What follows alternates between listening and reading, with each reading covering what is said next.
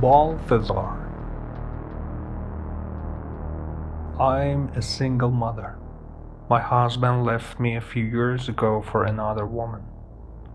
Ever since then, I have been raising our two sons alone. Eric is 8 years old and Andrew is just 6.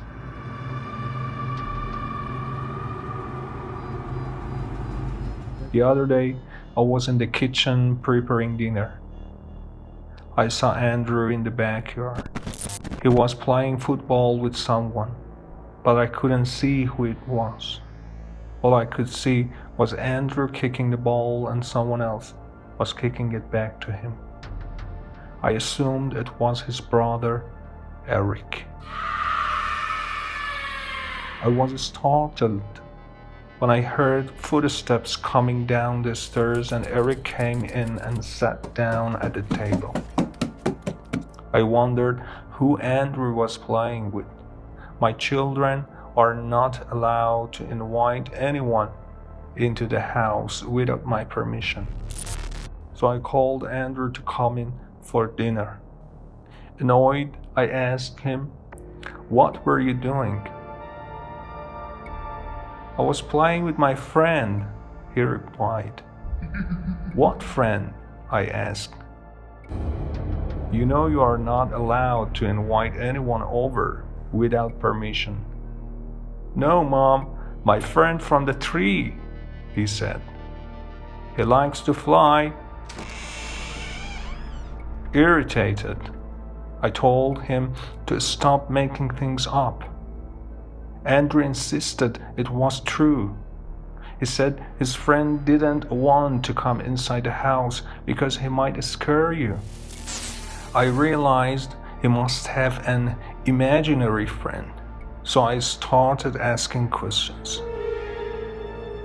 "What's your friend's name?" I asked. "Balthazar, Mom." "And where does he live?" "I don't know," he replied, "but he always comes to play." "What kind of games do you play?" "All sorts of games." "He always comes down from the tree and he asks me if I want to fly like him." At that moment, I felt a shiver run through my body. I heard the sound of laughter coming from the yard. I got up to see who it was. But when I peered out the window, I couldn't see anyone. "It's him, Mom," said Andrew. "He's waiting for me to come out and play." "I just want to play a game with you." For some reason, this unnerved me. I suppose I wanted to prove to myself that this Balthazar wasn't real, so I told Andrew to invite him in to have dinner with us. "Don't be scared." Without saying anything, Andrew got up and walked over to the door.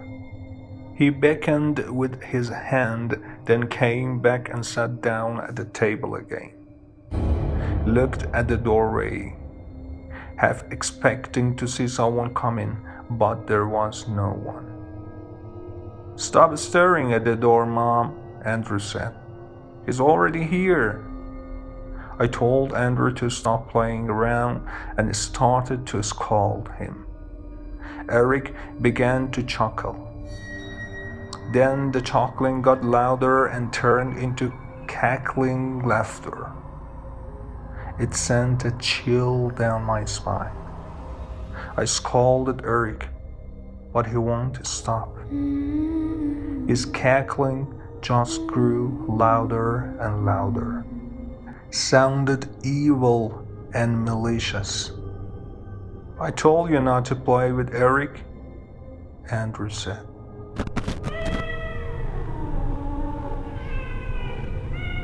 Eric could not stop laughing, and Andrew just sat there calmly eating his dinner. I shouted at Eric and told him to stop playing around. All of a sudden, he stopped laughing and grabbed my hand. Then in a deep, rasping voice, he said, "You also want to fly?" Then he burst into that ghoulish laughter again. I was so disturbed by his behavior that I left the room and went upstairs to calm down. I don't know why, but his laughter sent chills down my spine. It was unsettling. I could still hear it coming from the kitchen.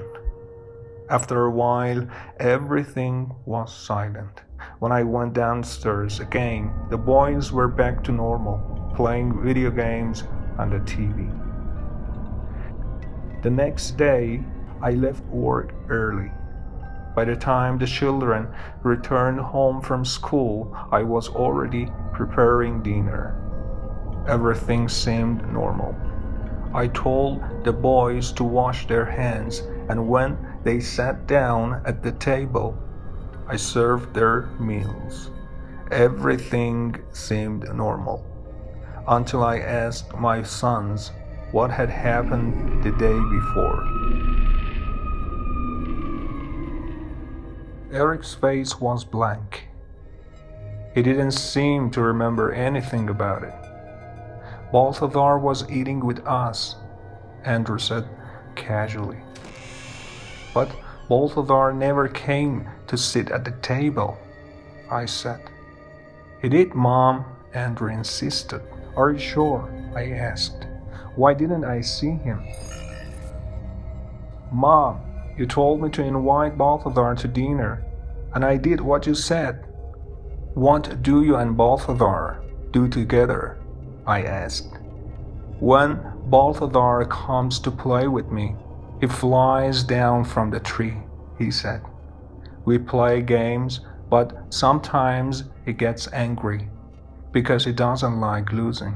That's when he lets me fly, and he just stays on the ground, playing alone. When I heard those words, my skin began to crawl. Then I asked Andrew about what happened yesterday when his brother started laughing.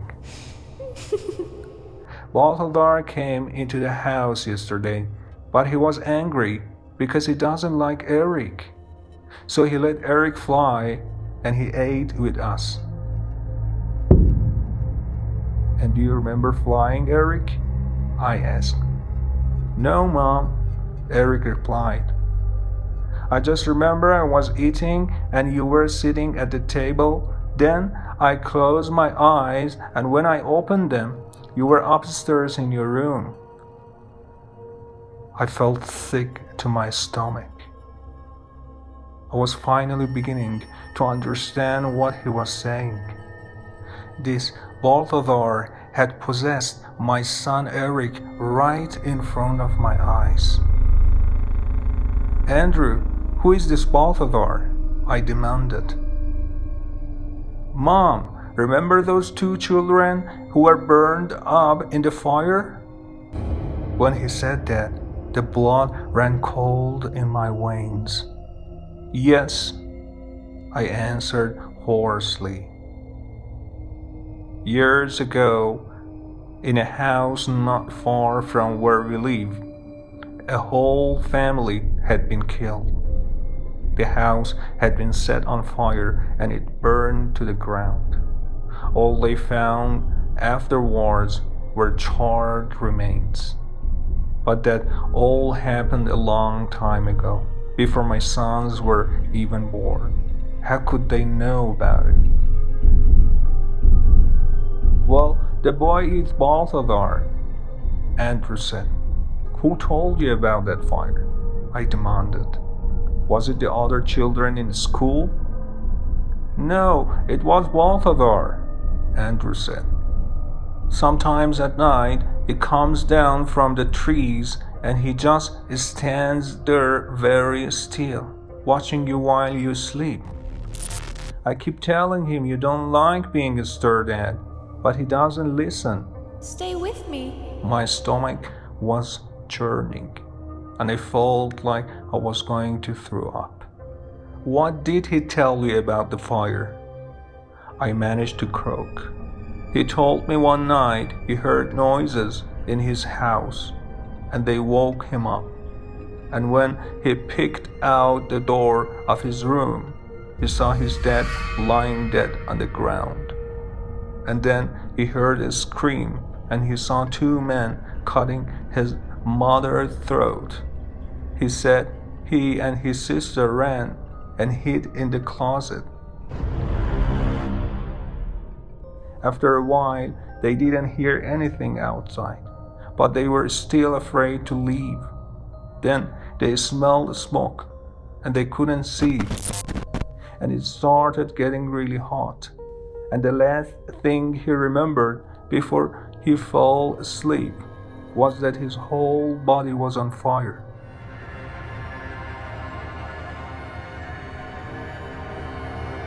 After hearing this, I was speechless. I've never been so scared in my life. And the worst thing is, my children don't know what is happening. If you don't come play with me, then we will kill you. Since then, I haven't been able to sleep a wink. I don't know what to do. I need help. My children are being possessed.